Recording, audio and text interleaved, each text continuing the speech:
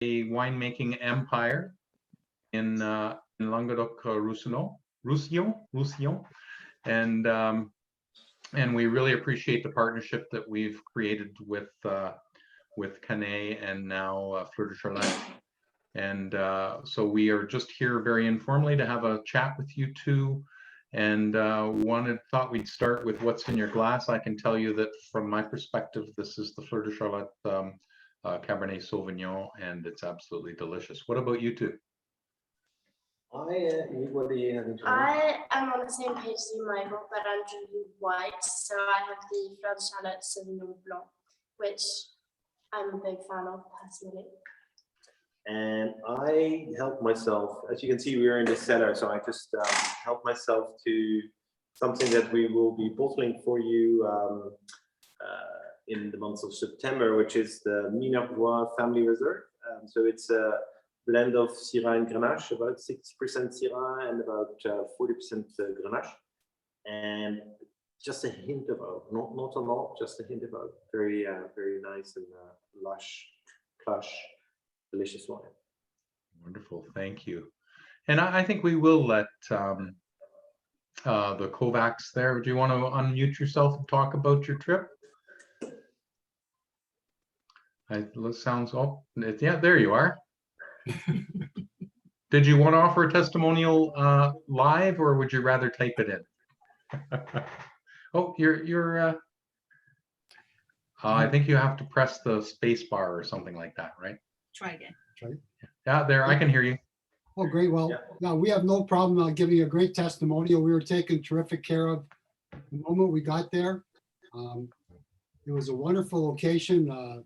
Yeah, one of the heritage sites in the world, Carcassonne, is that how we say it? Carcassonne. That's 10 minutes away. We had a wonderful night there. We went to one of Forrest's favorite restaurants there. Le Comte Roger. We picked up a great wine tour from there. And actually another testimonial, it's about an hour and a half away from Domaine Jones. So wow. Katie and John Mark took great care of us. Forrest gave us a great personal tour of the winery. We just loved. Anyone looks at my Facebook page, when you go into, we had lovely rooms.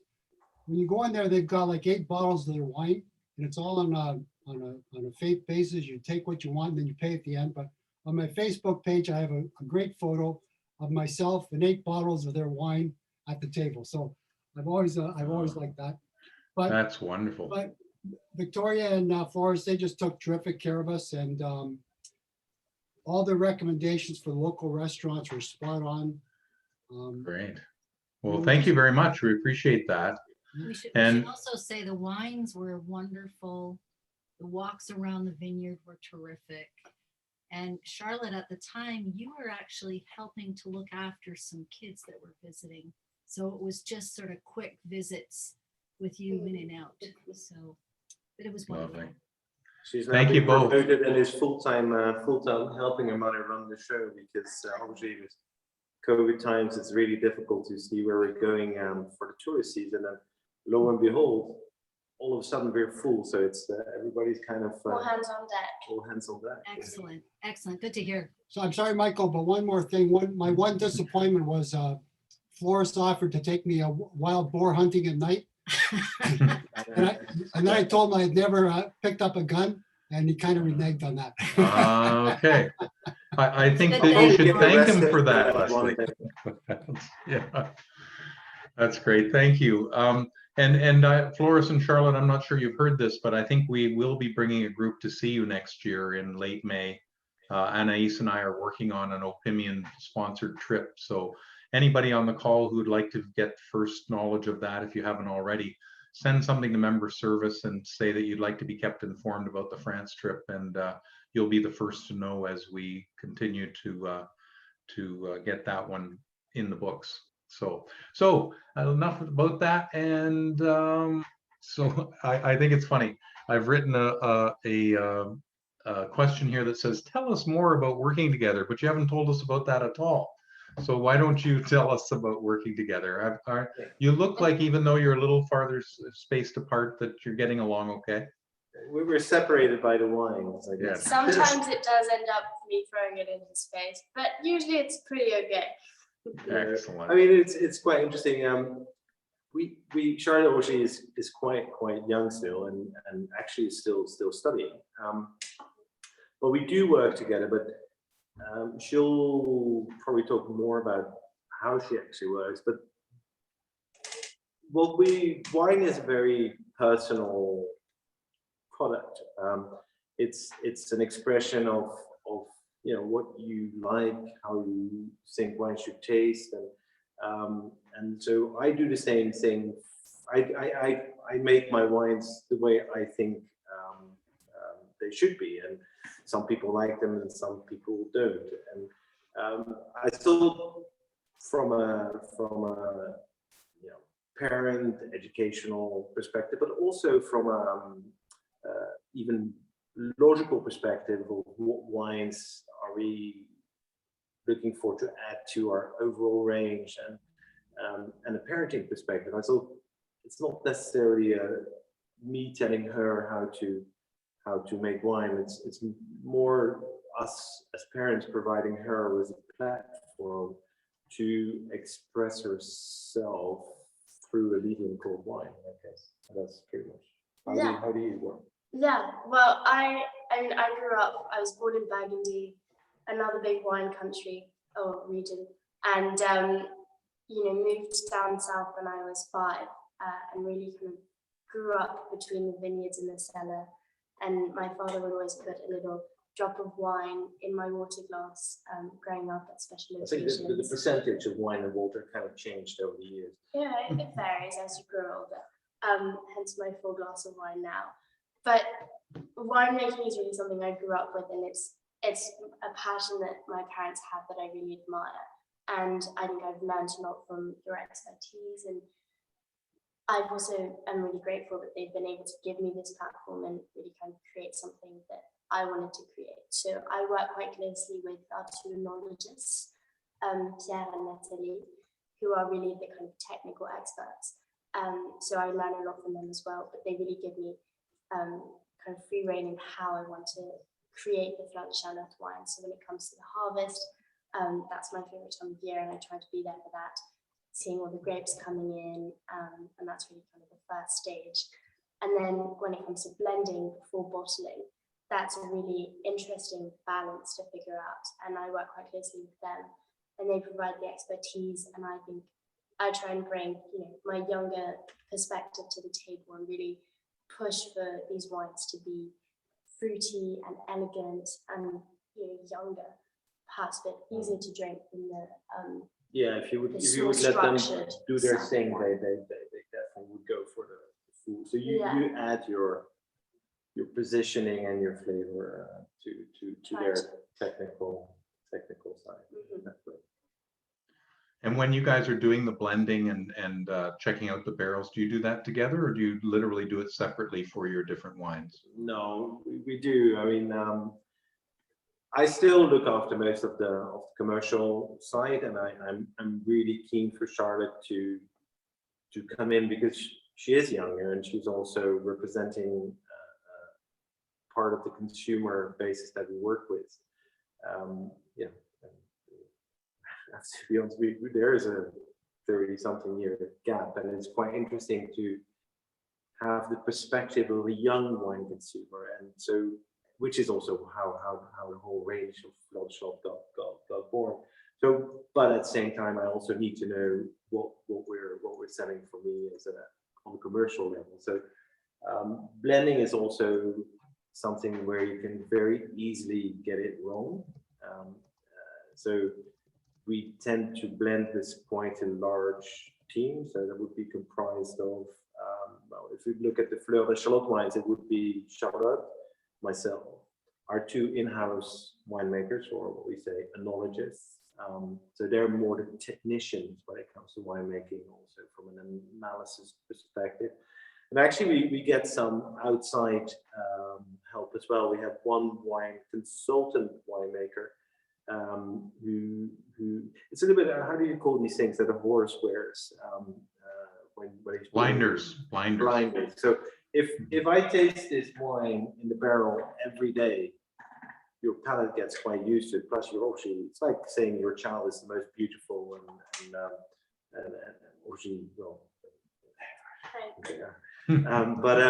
it's very hard to be objective, especially not just because it's yours, but also because you taste it all the time. So I've had situations where we got in people from the outside just for an opinion, and it's like, be careful there, or do this, or what do you think of that? And we do a lot of benchmarking as well. So blending is select, but a larger group, which is, I think, extremely important, because there's a technical perspective, there's the market perspective, it's, what did you set out to do? And the thing is, I'm not sure if you can see the big tanks on the side, the walls of what you maybe just see are old tanks. So the red and white are tanks. So in one tank, that one is 300 hectoliters, so that's 30,000 liters. So we say I'm going to blend that with another tank of, so that's Syrah, blended with the other one next door, which is Grenache. So we're talking about 60,000 liters together. Once you've actually done it, you can't take it back. So you kind of need to get that perspective and percentage right from the start. So it takes a while, and it's never a one tasting thing. Yeah. So we take a bit of time to do that. And as far as closure on the bottles, most of yours are under cork, but then you're also using screw top. Do you want to talk a little bit about that? I can see that you do want to talk a little bit about that. Interesting, Elaine. It is interesting, actually, because you would think that having screw cap means you have to drink the wine earlier, essentially, when it's young. And I suppose the whole idea with Fleur de Charlotte is that you do that. You do enjoy it when it's kind of fresh and delivered straight to your doorstep. But at the same time, we do try and get the best screw caps that we can. And proof of that would be our lunch today. We had a lovely Sunday lunch salad, and we had a bottle of 2019 Sauvignon Blanc, actually, from Fleur de Charlotte. And we kind of looked at it thinking, oof, that might be a bit rough. And my father, who likes drinking wines very fresh and straight out of the vat, was like, oh, I can go get some. He said, no, let's try it. And lo and behold, an hour later, we were digging into the second 2019 Sauvignon Blanc bottle. Yeah. Because it held up beautifully, and what are we, 2021, 2 years later, it was still delicious. So it does do well. And to a certain extent, having a screw cap is maybe more appealing to a younger generation. I know that, for example, my friends at university don't all own corkscrews, so it's very easy for them to just pop in and screw it open, screw it closed, and wander off and get back to whatever they were doing. So it does perhaps appeal to a different market. But I mean, hey, my grandmother drinks it as well, so you get a bit of it. And I'm getting a little long in the tooth, and I drink it too. No, but you know what? I think there's definitely a tradition to corks. But to be honest, our overall production right now, we are probably 50-50, and I wouldn't be surprised if the balance tips more towards screw cap.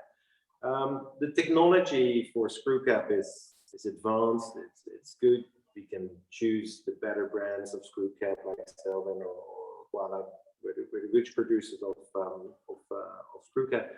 There's often a little bit of a debate around the maturing of wine in screw cap, but in fact, if you take, for example, and that was actually a good surprise of the 2-and-a-bit-year-old Sauvignon, where I like Sauvignon, but I also wanted to be kind of that zingy grapefruit, gooseberry kind of Sauvignon.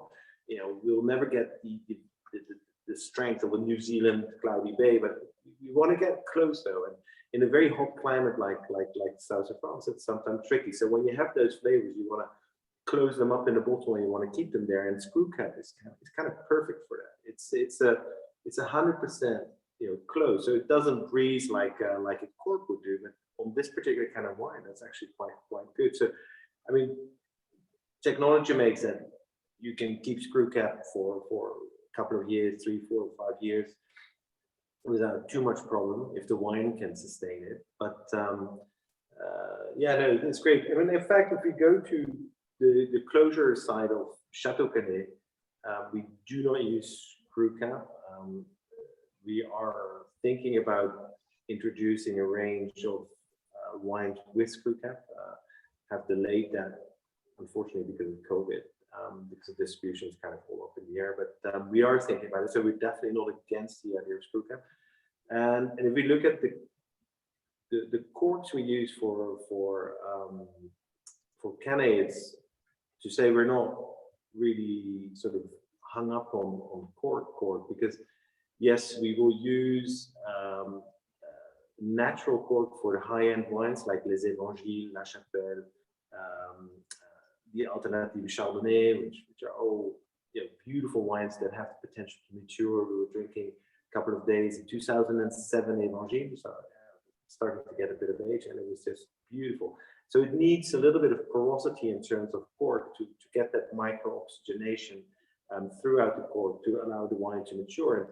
And screw cap will not be able to do that, and especially on a wine like Syrah. Syrah is a grape which is a little bit reductive, so when it lacks oxygen, it doesn't really like it. So screw cap on a Syrah would be a little hesitant if you have an aim to make a wine to have that aging potential. But so we use cork. But to be honest with you, if you look at the quality of cork, it's been complicated. We have corks that have, well, we don't, but corks at a certain stage to have a 10-12% return on TCA. TCA being the bacteria that creates the corked flavor or destroy your wine. That wouldn't be unusual, and you know, to lose 10 or 12% of your wines to a bacteria, that's horrible. And half of those wines might surface because someone says, "Oh, this wine is corked," and it gets lost. Some of those wines will be drunk by people not necessarily knowing that the wine was corked, but they just say, "Oh, that's not very nice," and then we'll move on. So it's a huge issue. So we've limited our use of natural cork to the very high end, where we can afford to invest in a very expensive cork. I mean, our cork for Les Évangiles, to give you an idea, it's close to €1 a cork. So that's a big ticket for a bowl of wine. It's also because it goes through a special selection system, which is a new process introduced by our producer called Amaury, that's called non-detect. So they have now developed a machine where they can sort every single cork out and analyze it to see if it has the bacteria. So we can now, as of very recently, guarantee that those wines will not have the corked issue. But it's a complicated thing, and to spend that much money on our more mid-range selection of wines like our normal Pinot Noir or the Family Reserve, yeah, €1 a bottle. that's a lot of cork. So we were looking for alternatives already from the beginning. Actually, I think we started using this cork in 2007 or 2008, and it's called Noma cork. So actually, the whole rise of corks has also got to do with the fact. Sorry, the whole rise of screw caps got to do with the fact that the cork industry was having such a amount of trouble with these, you know, corks that would make the wine corked. So a lot of alternatives came on the market, like screw cap, but also the cork called Noma cork. And it is, in fact, it is a little, I haven't got one here, but it's a cartridge which is filled with a mousse, and they can determine the density of that mousse that is in the cartridge. So therefore, they can make it the same density as a cork. You can choose different grades for how long you want to mature that one, and actually, because it's a synthetic cork, it has no cork issues. And a few years ago now, so that's been something that we've been using for almost 14 years, and even wines that we tried in 2007, our first vintage that were bottled with that, are still standing up. And obviously 0 cork issue. And 5 years ago, we switched that from the same brand called Noma cork. We switched it to their new version called Green Select, where the cork is made of not recycled, it's 100% recyclable, yes, but It's made of sugar cane, so it actually has a negative carbon footprint, and still 100%. We can choose the porosity and the micro-oxygenation the cork will give. So yeah, no, it's a huge issue that we've been working on for years now. And Charlotte has gone full screw cap, and I support her decision 100%. But even for Canet, we've been looking at a lot of alternatives, and I think with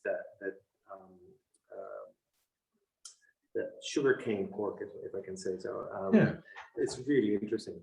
Plus, And- it also and- has this organic approach, which is super important. Yeah, and we're going to get to sustainability as well, but consumer acceptance of screw cap is going a long way. Certainly more so in the new world, but you're leading the way in the old world as well, right? Yeah, I think screw cap, as you say, Michael, acceptance is It's definitely definitely. going up. You don't necessarily judge a wine's quality based on if it has a screw cap or a cork anymore. I think maybe one day you would have, but nowadays less so, 100%. I think I probably had more trouble introducing synthetic corks, albeit high-end, more expensive than an average cork. But just the idea that, we all remember those different colored silicone cork, and they were really hard to get Yeah. to screw your corkscrew in, and then they sometimes would turn with the bottle, and it's horrible. If you look at the synthetic corks we use in some of our wines, as I said again, completely biodegradable and high end from a wine maturity perspective. That took a while, and that cork I was describing to you earlier, the first ones were very obviously synthetic. The ones you have now, what you will get, what you have been getting in past years in the Château Canet wines, actually Right. they've made them look like real cork, and nobody Yeah. And Paul had a question that I think Neil has answered, and that's the story behind the beautiful bottle shape of the Picpoul. And Neil is saying that the Neptune bottle is required by AOP. Yeah, indeed. Yes.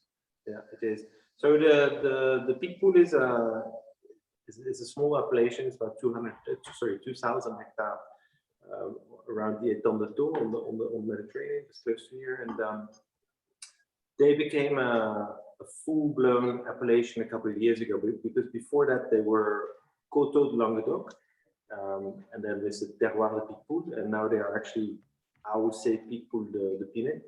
And when that happened, they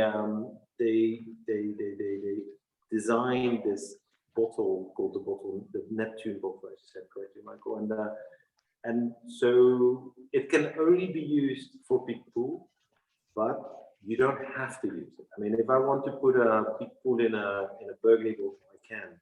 But it's been such a success, that appellation.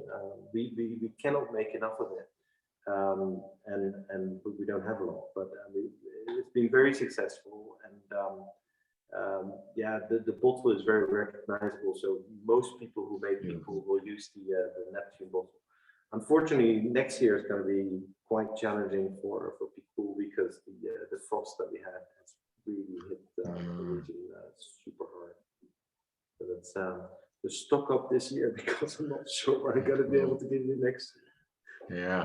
So everybody heard that. You better order it on page 31 this year. And then Greg is asking if you would talk about the main differences between the Minervois and the Family Reserve. Okay, so the Minervois it's our main wine, if you wish. It's a blend of Syrah and Grenache. It's our biggest production, but also probably because of that, it's where you have to kind of get it right. So I always learned that to judge, for example, a restaurant, you have to go have a cup of coffee, and you go to the bathroom. And if the bathrooms are really clean and the coffee is delicious, then you can marry your daughter. But it's all about the basics. And for me, the Minervois is my basic, and it's the most important wine I make. So I want to get that really, really right. At the time, we've chosen to make a wine. We still do that, but the idea behind the Minervois is to make a wine that is not matured on oak, and it's just a huge expression of our terroir. So it's a blend of about 60% Syrah, 40% Grenache. We are maturing them quite a long time because maturing, sorry, the grapes. I mean, so we get the grapes in when they're quite ripe, and I think it's quite interesting that we should talk about it with your wines as well, because this is where we differ quite a bit. I push my grapes because we have something what we call in the wine in the vineyards. It's called phenolic maturity. The skins of the grapes, they have what we call the polyphenol. The polyphenol are three things. It's the color, the anthocyane, the coloring agent. It's the tannins and it's the aromas. If the skins aren't ready and not ripe, and we taste the grapes in the vineyard, the analysis that we got from those grapes might say that the potential alcohol in this wine that the grape is going to produce is 13.5% alcohol, for example.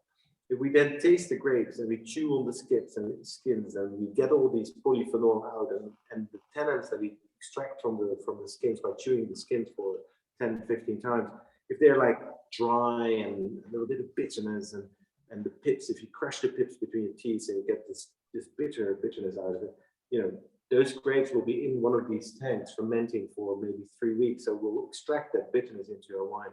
So that means that the phenolic maturity isn't quite there. So we wait. You were talking about our pig hunt, our nightly pig hunts. But the pigs unfortunately do exactly the same thing. They will go into the vineyards and try the grapes like we do, and they say, "Oh, this is a bit bitter. They're not ready."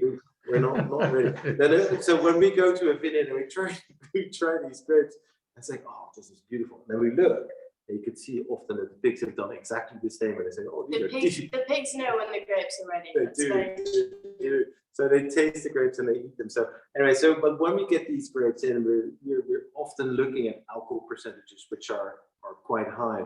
But wine is all a question about balance. So for me, it's more of a challenge than something I'm looking for. And it's a bit of a catch-22. So I got these grapes, which I'm going to have 14.5, 15, something 15.5% alcohol. And you want to make sure that the alcohol isn't dominant and have this hot and burning flavor in your mouth. So we do lots of cold maceration, all these vinification techniques to make sure we balance out the fruit. And just all this to say that what I'm aiming for the Minervois is to make a wine that is quite big in terms of structure, but big structure doesn't need to mean that it is hard and has got dry, harsh tannins. We can balance the big structure with a huge amount of luscious fruit. So I'm drinking a Minervois right now, and it's quite the wine, but it drinks like lemonade. It's quite dangerous, this kind of wine.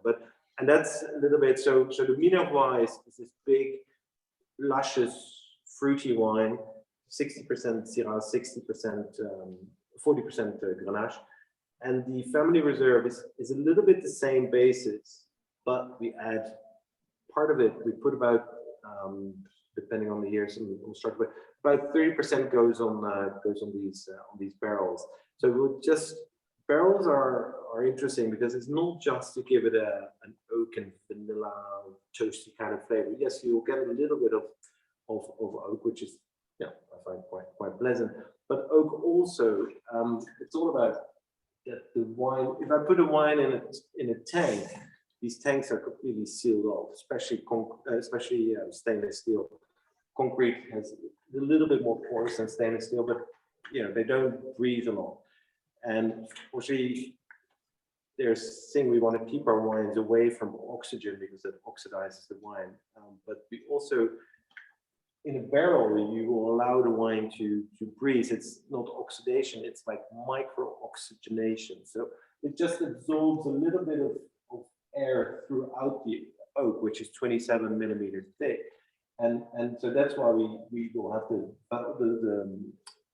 there's a little part that evaporates. So every week we will fill them up to make sure that there's no air in there. So that will actually oxidate the wine, which is not good.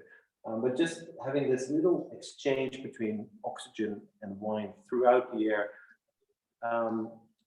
on top of the actual oak flavor that the wine will absorb, this oxygenation is just, it renders the wine, it just enhances the aromatic complexity, and that's what we're looking for with maturing as well.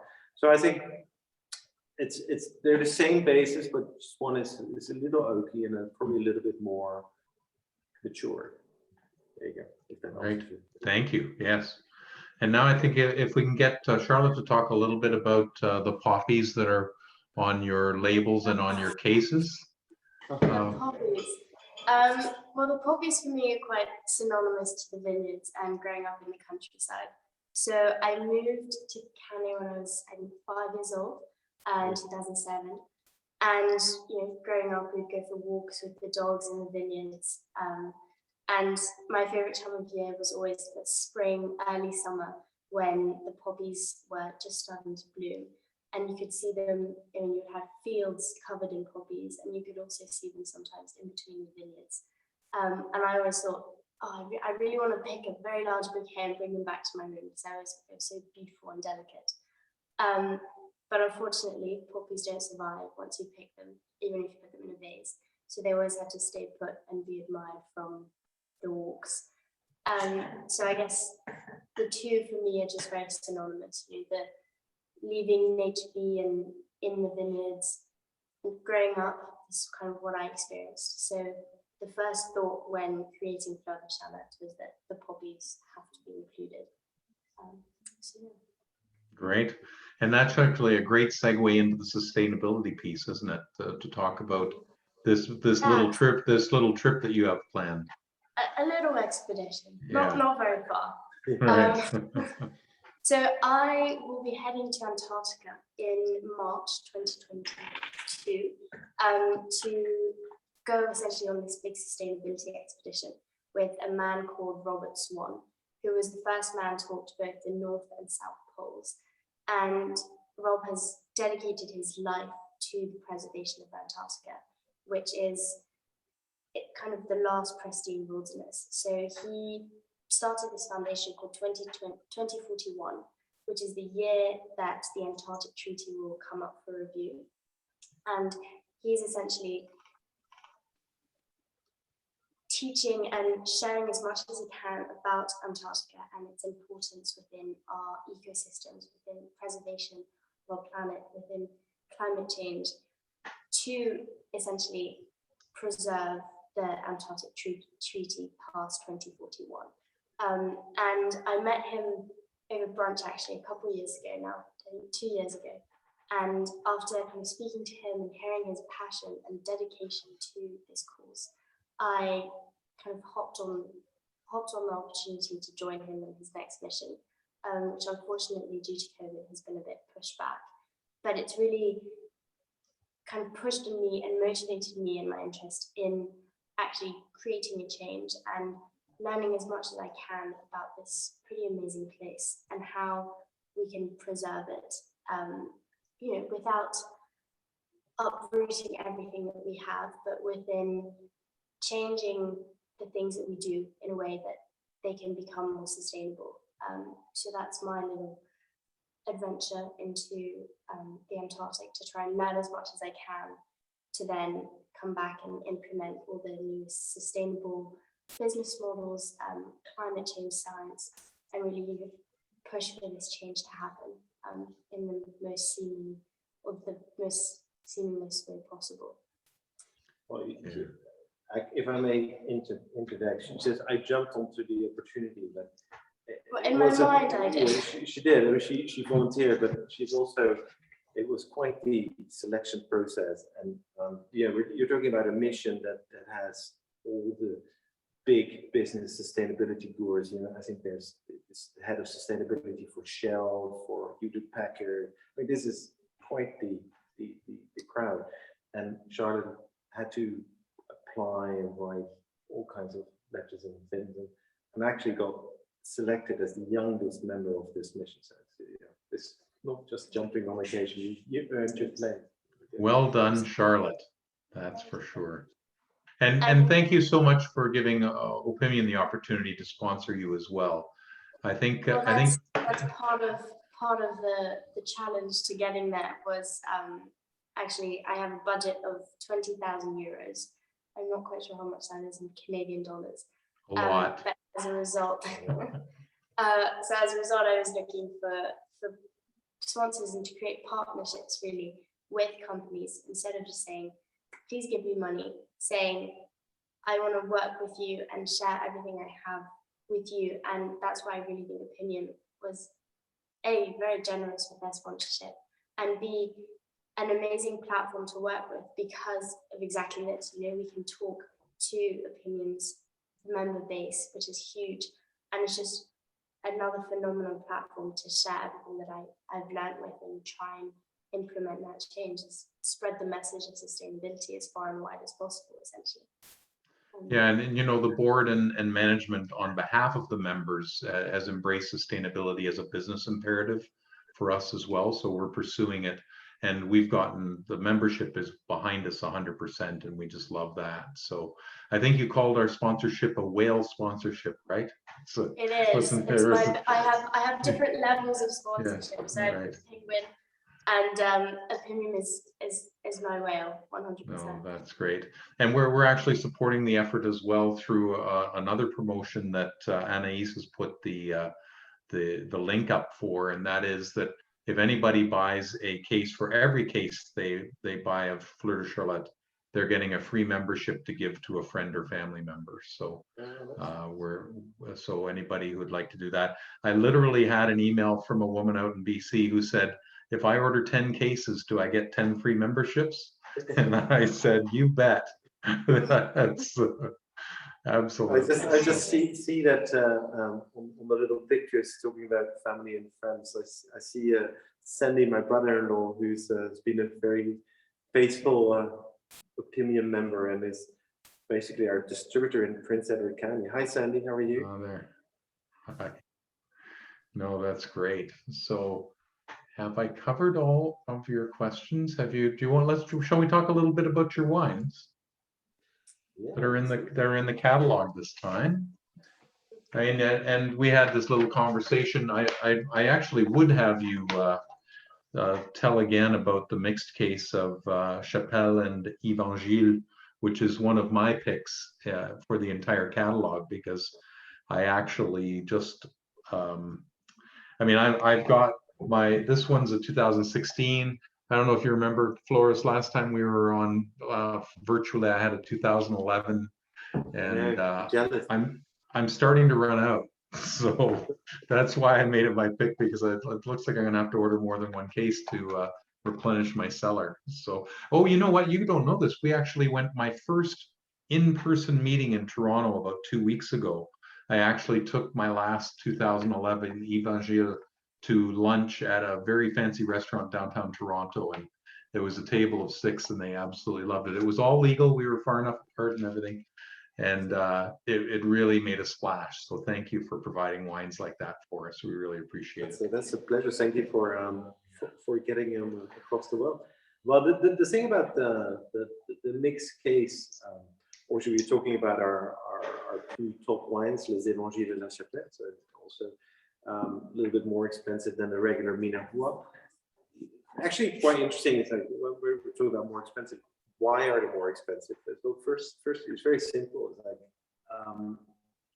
the yield in our vineyards is controlled by the appellation Minervois. So the normal yield for the yield of Minervois can go maximum to 48 hectoliters to the hectare, so about 4,800 liters per hectare, which is 100 by 100 meters.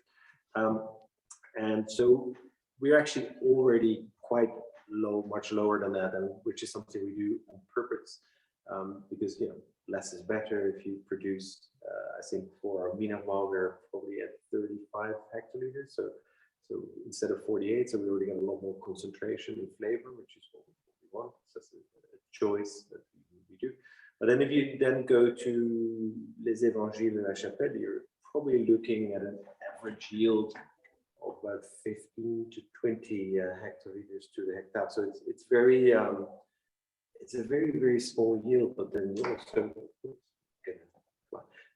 also get a extremely big concentration in your wine. So The case of Evangile and Chapelle, to have it mixed is quite interesting because they're totally different wines.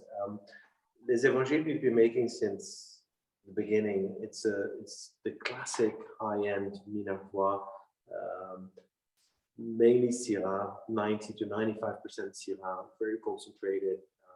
We now make it with what we call maceration carbonique, so hand-picked, whole bunch fermentation. Huge. It's a maceration carbonique. It's an intercellular fermentation. So we put the whole bunches in, and we start fermentation straight away. So there's only just a tiny bit of juice on the bottom of the tank, which we make to ferment, because that fermentation will put CO2 throughout the tank and therefore protect the grapes from rotting or anything. So it's like they're in a vacuum pack, but rather large. And then because there's so much yeast going around in that tank, the yeast cells will start fermenting the grapes from within. So it's an uncanny experience. If a week later you take a bunch from the top, which looks beautiful as if it was picked the day before, if you just bite in it, you got all these bubbles in your mouth because the grapes are actually fermenting from within. And then after a couple of weeks, 2-3 weeks, you'll see the volume of the big mountain of grapes in the tank go down, because they finally will crack open and they will attack the cell structure of the skins from within. And that's what we call the intercellular fermentation. And it breaks down the cell structure, but extracts all the flavor out of it. I make it sound easy, but it's actually really complicated. Doesn't sound easy to me. But it can go terribly wrong with all kinds of bacteria deviations and whatever not. So it's the most expensive way to make wine, but it is super cool. So both of them we make according this way. La Chapelle is the Grenache, this old Grenache, and Les Evangiles is this Syrah. The main difference is that Grenache, La Chapelle, the Grenache, the orange label.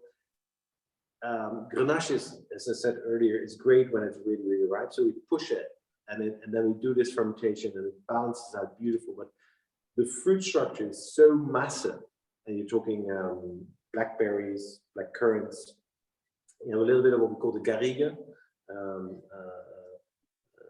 I'm not sure what time it is, but I have to tell you the quick story of what is garrigue. I'll keep you honest.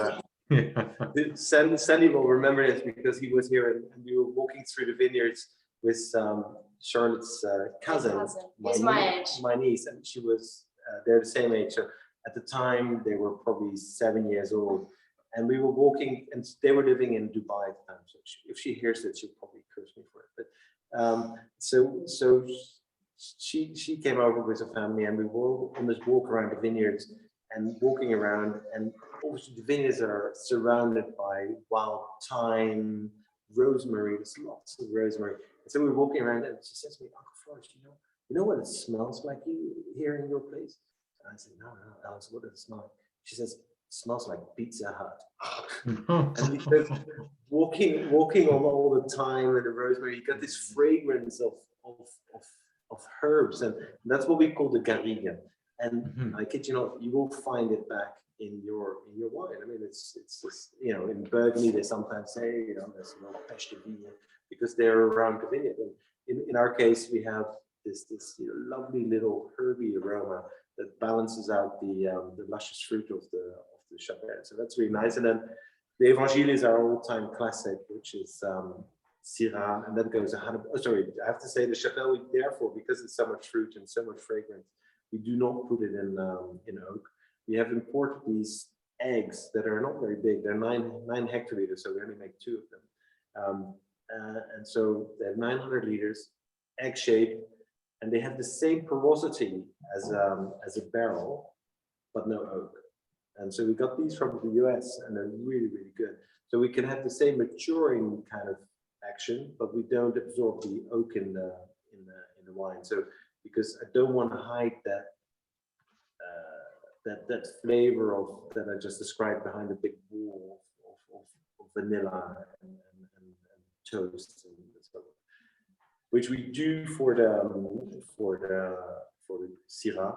The Syrah is just big wine and has the potential to absorb the oak without becoming too dominant. For the Syrah de Clupé Évangile, we use, it's 100% oak matured for a little bit over a year, so 12 to 14, 15 months, depends on the year. And we use 3 different kinds of barrels, 1-year-old, 2-year-old, and new. So the 30-30, so we change 30%, so a third every year. And for us, that kind of work, because if you taste the new oak barrels, if you taste the wine on new oak right now, it's just too much. And if you blend that, then after a year and a bit with the barrels from 1 year or from 2 years, it kind of gives you the perfect balance. So having the two wines in one case is really cool. Actually, the only country we do that is actually in Canada, and We appreciate it because your platform allows to do that, and it's 2 wines very different. Wonderful to have in one case. I'll probably have to Yes, order good one. 2 cases so that I get 6 of each, but that's okay. And Charlotte, I'm going to ask you a very unfair question, choosing your favorite child of the, you've seen that we've got the 4 of them in our value section in the center of it. Do you have a favorite? I mean, it depends on the drinking occasion, doesn't it? I mean, It does. It yes. really does. I think, for example, today it was very warm, a little bit of wind. The Sauvignon Blanc, I have to say, that we had at lunch was perfect for the day that it was. But nothing in the summertime anyway, nothing beats a little glass of rosé by the pool or under the sun, or in the AC like you are right now, Michael. Yes, exactly. It just really kind of hits the sweet spot in my mind. Yeah, and the reason I have this open was that I had a salad with steak from last night, a steak with the salad, and so this paired very nicely with it. It was just, it was a lovely lunch, yes. So I'm glad. yes, and I love the fact that you're making a Viognier as well. It's one of my favorite white grapes, and I'm really excited to try it. I don't have any of it here. Ah, look at that, Sandy's got a bottle. Sandy? Oh, Yes, Sandy, there you having Viognier? Nice. I like that's what you're. This is mother. Sandy. go. Lovely. Well, if you have, Viognier, Sandy, is that 219 as well? Yeah, that's probably quite nice. no, that's great. Well, thank you both. If anyone else has any questions, if they want to type them in now, otherwise we'll let you 2 get on with your late evening. It's what is it, all coming on 10 there, is it? What time is it? I have no idea. That's but you can it's crack wine another o'clock. bottle of wine. And there's Anais, she's back on camera. Thank you, Anais, for setting this up. Thank you, Florence and Charlotte. And we look forward to hearing more about your trip as it gets closer, Charlotte, and Yes, do definitely. keep us posted. We'll make sure that we share that with the membership as it goes forward as well. And thank you both for the partnership throughout the years. It's just been a marvelous one, and quite honestly, looking forward to seeing you next May. And if anybody has any other questions, they can continue to send them in. Again, thanks, Anais. Thank you, everybody, for joining us. Good Sunday afternoon, or I guess evening for a few. Good luck. And we'll see all of Bye, you again Sandy. very soon. Bye. Okay. All right, bye guys. Bye. Take care. Take Bye-bye. care, everybody.